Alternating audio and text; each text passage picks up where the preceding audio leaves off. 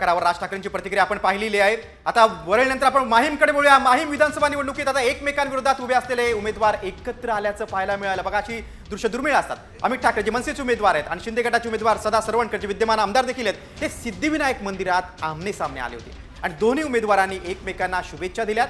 दरम्यान सरवणकरांच्या जॅकेटवरील आडवं झालेलं धनुष्यबाण अमित ठाकरेंनी सरळ करून दिलं। बघा बोलकं दृश्य आहे। माहीममध्ये मनसेकडून अमित ठाकरे रिंगणात आहेत तर सदा सरवणकर यांनी आपली उमेदवारी मागे घेतली नाही, शेवटपर्यंत ते ठाम झाले आणि शिंदे गटाकडून आता ते निवडणूक लढवत आहेत। आणि अशातच सिद्धिविनायकाला जेव्हा ते सकाळी दर्शन घ्यायला आले तेव्हा दोघे एकमेकांच्या समोर आले। यावेळी त्यांनी हात मिळवणी सुद्धा केली आणि एकमेकांना शुभेच्छा दिल्या। यावेळी अमित ठाकरेंनी जे सदा सरवणकर यांच्या जॅकेटवरती धनुष्यबाण होतं ते उलटं झालं होतं, आडवा झाला होता तो धनुष्यबाण, तो त्यांनी सरळ केला आणि ही दृश्य आपण सध्या पाहतोय।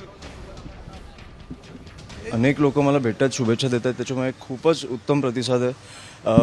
वारं बदलत आहे त्याच्यामुळे मला वाटतं आणि पहिल्यांदाच निवडणुकीला वय आहे त्याच्यामुळे जो प्रतिसाद मिळतो अतिशय उत्तम आहे।